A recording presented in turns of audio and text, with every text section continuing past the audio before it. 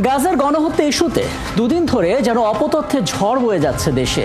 এর মধ্যে সংঘবদ্ধ গুজবের শিকার হয়েছেন প্রধান উপদেষ্টা ডক্টর মোহাম্মদ ইউনূস।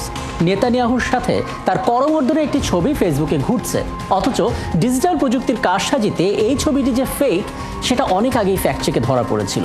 এর মধ্যে আবার বাটার শোরুম লুটপাটে এআই দিয়ে বানানো ছবিও সবাই সত্যি মনে করে পোস্ট দিচ্ছে।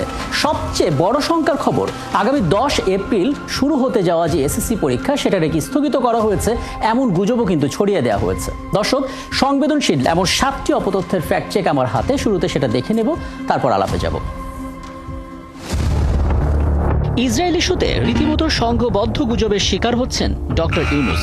সম্প্রতি ইসরায়েলকে সমর্থন দেয়ায় ডক্টর ইউনূসকে ধন্যবাদ জানিয়েছেন নেতানিয়াহু, এমন শিরোনামে যমুনা টেলিভিশনের লোগো ব্যবহার করে একটি ফটোকার্ড ভাইরাল হয়েছে। কমেন্টেও চলেছে উস্কানি।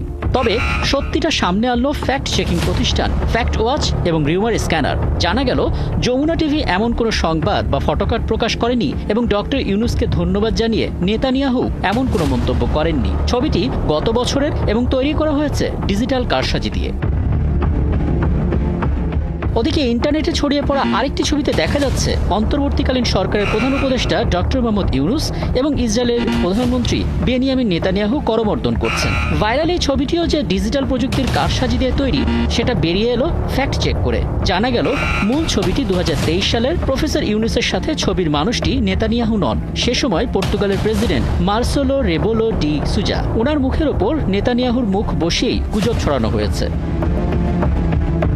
গুজব আরও আছে, এই যেমন এই ছবিটি ফেসবুকে ভাইরাল, যেখানে ডক্টর ইউনূস নাকি বলছেন ইসরায়েল তার আত্মরক্ষার অধিকার রাখে। বহু মানুষ কড়া প্রতিক্রিয়াও জানিয়েছে। পরে ফ্যাক্ট চেক করে জানা গেল পোস্টটি ভুয়া। এমন মন্তব্য ডক্টর ইউনূস করেননি। ইংরেজি দৈনিক দ্য ডেইলি স্টারের ফটোকার্ডে থাকা ডক্টর ইউনূসের বক্তব্য সম্পাদনা করে মিথ্যা তথ্য ছড়ানো হয়েছে। ওদিকে ইসরায়েলি এবং মার্কিন আগ্রাসন প্রতিরোধে আমেরিকান দূতাবাসের সামনে জিয়াফত এবং গরু জবাই কর্মসূচির ঘোষণা করেছে ইনকিলাব মঞ্চ, এমন দাবিতে একটি ফটোকার্ড সামাজিক যোগাযোগ মাধ্যমে ঘুরছে। ফ্যাক্ট চেক করে জানা গেল এমন কোনো কর্মসূচির ঘোষণা দেয়নি ইনকিলাব মঞ্চ। সংগঠনটির পক্ষ থেকেও বিষয়টি নিশ্চিত করা হয়েছে। এসব উত্তাপের মধ্যেই ছড়িয়ে দেওয়া হলো সারা দেশে এসএসসি পরীক্ষা স্থগিত। সময় টিভির লোগো সম্বলিত এই ফটোকার্ড ফেসবুকে ভাইরাল হলে বিভ্রান্তি বাড়তে থাকে। পরে ফ্যাক্ট চেক করে জানা গেল তথ্যটি মিথ্যা। এটি সময় টিভি 2022 সালের পুরনো একটি ফটোকার্ড। সেটাকেই রিপোস্ট করে গুজব ছড়ানো হচ্ছে। এখানেই শেষ নয়, বাটার শোরুম লুট করার এই ছবিটি অনেকেই শেয়ার করছেন, তীব্র সমালোচনায় ফেটে পড়ছেন। কিন্তু সত্যি তথ্যটা জানিয়ে দেয় রিউমার স্ক্যানার টিম। তারা নিশ্চিত করে এই ছবিটি এআই দিয়ে বানানো।